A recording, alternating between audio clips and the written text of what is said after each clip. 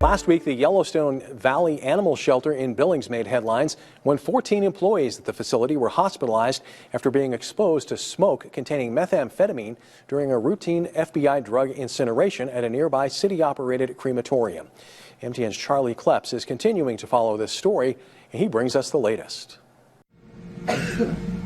Even though this smoke has cleared, people are frustrated, people are angry. Yellowstone Valley Animal Shelter staff and animals continue to feel the effects. There's some lingering coughs, lingering sniffles, that kind of stuff. That smoke caused by an incinerator operation going wrong. The FBI was burning meth when the ventilation system malfunctioned, sending 14 employees to the hospital. And so I think they're doing as well as they can be at this time. YVAS Board of Directors President Justin Hutchinson says he and others still have a lot of questions. Test results could come in either today or tomorrow. Highest on Hutchinson's list is a test from Newman Restoration Company, which will detail what it'll take to clean the building. Even at the best case scenario, we're not getting back in the building for 2 weeks or up to a month.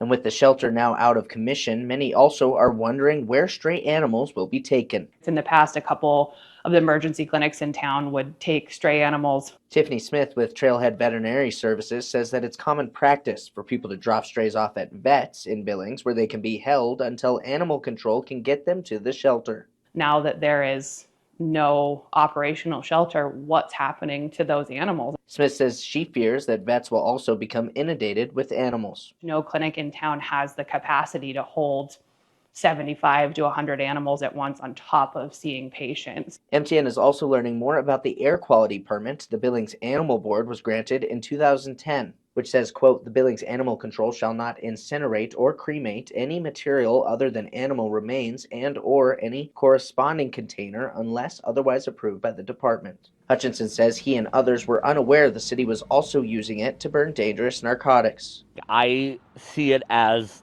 they were instructed to use it in a certain way, and they've used it in the ways that make news now. He and others are now looking forward to a day when YVAS will be able to build a new facility in Wilson Park. The city zoning commission has already approved the shelter, but more money still needs to be raised. Having a new shelter would be instrumental in making sure that this doesn't happen again, because we would have a lot more control over everything. In Billings, Charlie Kleps, MTN News. As we've reported, there is another incinerator in Billings that's specifically used to burn confiscated drugs. What we don't know is why it isn't used by the FBI and Billings police. That incinerator belongs to the Montana Highway Patrol, and according to a 2017 air quality permit, it's located at 6727 Laurel Airport Road.